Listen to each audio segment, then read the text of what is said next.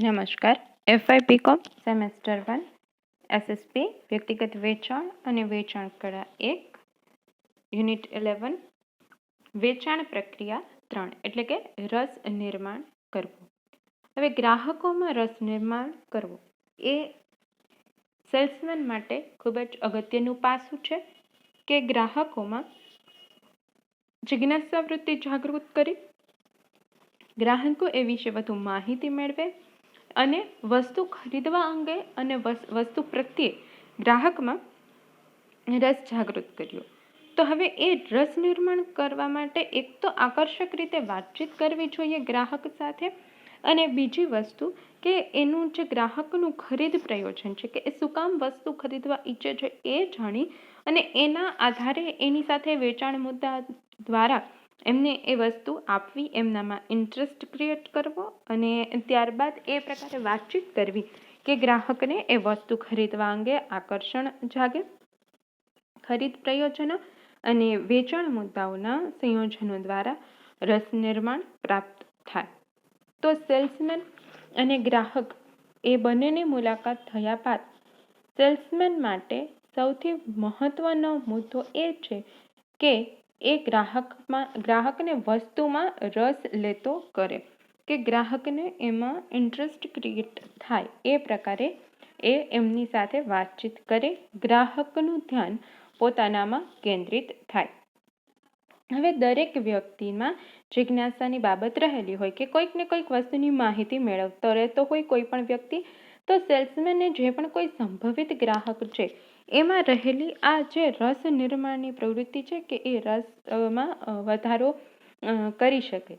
તો એ ગ્રાહકના ખરીદ પ્રયોજનોના આધારે પોતે વ્યવસ્થિત રીતે વસ્તુનું વેચાણ કરે અને એ આશયથી ગ્રાહક વસ્તુ ખરીદવા નીકળ્યો છે એના આધારે એને વ્યવસ્થિત રીતે વસ્તુ બતાવે, ગ્રાહકમાં રસ નિર્માણ કરે, ખરીદ પ્રયોજનોના દ્વારા, વેચાણ મુદ્દાના દ્વારા ગ્રાહકનું ધ્યાન વસ્તુ પ્રત્યે ખેંચે અને ખરીદીના નિર્ણયો એ લઈ શકે. હવે રસ નિર્માણની બે રીત છે. એક તો વસ્તુનું જાતે જ વેચાણ થાય અને બીજું સેલ્સમેનના પ્રયત્નો ઉપર. વસ્તુનું જાતે જ વેચાણ થાય કે વસ્તુ જ એવી સરસ હોય, આકર્ષક હોય, દેખાવથી ગ્રાહકને ગમી જાય એવી હોય અને નજરે પડે તો તરત જ ગ્રાહક દ્વારા એ વસ્તુ લઈ લેવામાં આવતી હોય. તો એ છે કે એની મેળે જ એ વસ્તુનું વેચાણ થઈ જતું હોય. અને જેમ કે કલાનો કોઈ ઉત્તમ નમૂનો હોય કે કોઈ આકર્ષક વસ્તુ હોય, જેમ કે કોઈ બાળક છે તો એ કોઈક આકર્ષક ચોકલેટ જોશે અથવા તો કોઈ અન્ય વસ્તુ જોશે તેને એ વસ્તુ લેવાની ઈચ્છા થઈ જશે. તો આ થશે વસ્તુનું જાતે જ વેચાણ. અને બીજું સેલ્સમેનને દ્વારા. તો સેલ્સમેન ગ્રાહકની આંખને અપીલ કરીને રસ નિર્માણ નથી કરી શકતો, એટલે કે એને એના કારણે એ પ્રકારની વાતચીત કરવી પડે, ગ્રાહકમાં રસ જાગૃત કરવો પડશે. તો સેલ્સમેનને રસ ઉત્પન્ન કરવા માટે પ્રયત્ન કરવો પડે. હવે આ રીતે જ્યારે સેલ્સમેન દ્વારા રસ ઉત્પન્ન કરવાની વાત આવે તો બે રીતે એ ઉપયોગ કરી શકીએ. એક તો આકર્ષક વાતચીત દ્વારા અને નંબર 2 ખરીદ પ્રયોજનો જાણી અને એના આધારે પોતાની પાસેના જે વેચાણ મુદ્દાઓ છે એના આધારે, એના ખરીદ પ્રયોજનના આધારે એને કઈ વસ્તુની જરૂરિયાત છે એ આધારે આકર્ષક રીતે વાતચીત કરી અને એનું ગ્રાહકની જરૂરિયાત સાથેનું સંયોજન કરી અને ગ્રાહકમાં એ વસ્તુ અંગે રસ નિર્માણ કરે. તો હવે એમાં પહેલી બાબત છે કે જે આકર્ષક વાતચીત દ્વારા. તો એમાં સેલ્સમેને કઈ કઈ પદ્ધતિ અપનાવી શકે? અલગ અલગ પ્રકારની પદ્ધતિ અપનાવી શકે. આમ સામાન્ય રીતે એક કહેવત છે કે first impression is last impression. તો વેચાણ પ્રક્રિયામાં ગ્રાહકની મુલાકાત વખતે સેલ્સમેન સાથે જે વાતચીત સેલ્સમેન ગ્રાહક સાથે કરવામાં આવતો હોય તો શરૂઆતની વાતચીત એવી હોય કે ગ્રાહકના મનમાં રસ ઉત્પન્ન થઈ શકે. તેના માટે એ રીતે અસરકારક રજૂઆત કરવી જોઈએ કે ગ્રાહકના માનસને ગ્રાહકના મનને એ બાબત સ્પર્શી જાય અને ગ્રાહકનું ધ્યાન એ વસ્તુ ઉપર કેન્દ્રિત થઈ જાય. એ રીતે સેલ્સમેને વાત કરવી જોઈએ. ગ્રાહક સાથે સંબંધ ધરાવતી વ્યક્તિ સ્થળ કે સંજોગની શરૂઆત કરી શકે. જેમ કે પ્રવાસી સેલ્સમેન ઘણી બધી રીતે હોય તો એવી રીતે કહેતા હોય કે તમારા કોઈ મિત્ર છે કે તમારા કોઈ સગા સંબંધી છે એનું નામ લઈને મુલાકાત લેવાનું સૂચન કરેલું છે. તો જેના કારણે એ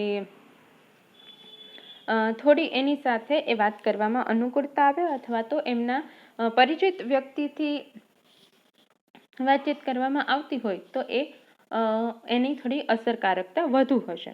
માલ સામાનના મફત નમૂના આપવાના કે માલ સામાનનો મફત કોઈ વસ્તુ ખરીદવા આવે ગ્રાહક તો એને કોઈ માલ સામાનનો મફત નમૂનો આપી ને કહેવામાં આવે કે આનો ઉપયોગ કરજો અને કેવું લાગ્યું એ કહેજો. તો હવે એવું થશે કે ગ્રાહક એનો ઉપયોગ કરશે, એને ગમશે અને બીજી વખત આવશે તો એનો વધારે માલ પણ ખરીદી જશે. ગ્રાહકને વસ્તુની કામગીરી દર્શાવવાનું બહાનું કરીને સેલ્સમેન પોતાની સાથે જે વસ્તુ લાવ્યો હોય અને તે વસ્તુ બતાવવા માંગતો હોય તો સામાન્ય રીતે કોઈ એમને વસ્તુ બતાવવા માંગતો હોય તો ભાગ્યે જ કોઈ વ્યક્તિ છે એ ના પાડતું હોય. તો આ રીતે વસ્તુ બતાવવાથી ગ્રાહકની માહિતી પણ આપી શકાય અને વસ્તુમાં ગ્રાહકને રસ નિર્માણ પણ થાય ને ઘણી વખત ગ્રાહકે વસ્તુ ખરીદી પણ રહે છે. જેમ કે કોઈ ઇલેક્ટ્રોનિકની દુકાનમાં કોઈ એક વસ્તુ ખરીદવા ગયા હશો તો બીજી 2-3 વસ્તુ પણ બતાવશે. કોઈ ગિફ્ટ આઇટમની શોપમાં તમે એક વસ્તુ લેવા ગયા હશો તો સાથે એને રિલેટેડ 2-4 વસ્તુ પણ બતાવશે. એવી જ રીતે તમે કોઈ પણ કપડાં અથવા તો અન્ય કોઈ પણ વસ્તુ ખરીદવા જશો તો તમે જે વસ્તુ માગશો એની સાથે દુકાનદાર બીજી 2-4 વસ્તુ એને રિલેટેડ વસ્તુ એના લગતી વસ્તુ અથવા તો એવું પણ કહીને બતાવતા હોય કે આ વસ્તુ માર્કેટમાં નવી આવેલી છે, અત્યારે ખૂબ ચાલે છે અને તમે એમ કહો કે ખરીદવી નથી તો પણ છતાં એમ કે ખરીદવી ન હોય તો કંઈ નહીં, જુઓ તો ખરા. તો એમ કરી અને એ પોતાનો માલ બતાવશે કે તમે કદાચ બીજા 2 વ્યક્તિને વાત કરો તો એના કારણે શું થાય, એની પ્રસિદ્ધિ થતી હોય અથવા તો એની માહિતીમાં વધારો થતો હોય, એને સંભવિત ગ્રાહક મળી શકતા હોય.